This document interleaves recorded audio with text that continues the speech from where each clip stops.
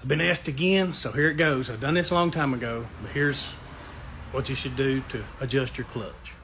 Okay, first things first, in a large truck, you want 1.5 to 2 inches of free travel at the top of the pedal, and you want the pedal bottoming out before it hits the floorboard. If it's bottoming out before it hits the floorboard, that means it is hitting the clutch brake.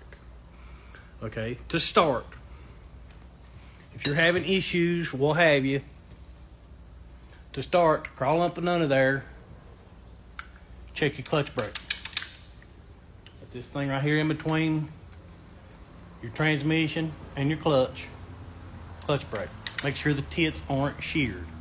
Okay, if it spins free, they're sheared, you have to get the clutch brake. Another video. But if it's not sheared, that means you can adjust the clutch. Okay, first things first, to get up and under there, see if your adjustment's at the bottom.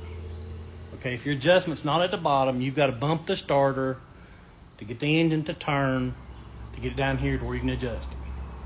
Okay, next thing, you cannot adjust the pressure plate, the clutch adjustment, unless the pedal is pressed down. Okay, if you don't have somebody to help you, which you need somebody to help you, but if you don't, I use a hood prop to hold the pedal down. Okay, hold the pedal down. You got to have a 1/2 inch gap between here and here. This should be tight. This 1/2 inch hacksaw blade. It's what I use, hacksaw blade. You got to have a 1/2 inch right here. Okay, with the clutch depressed, you push down the lock and you run it in like you're tightening up a bolt, and it will close this gap in return, get you to your 1/2 inch. Okay, on a rare occasion, you might have to back it up a little bit as far as run it too far. So just run it back the opposite way, counterclockwise.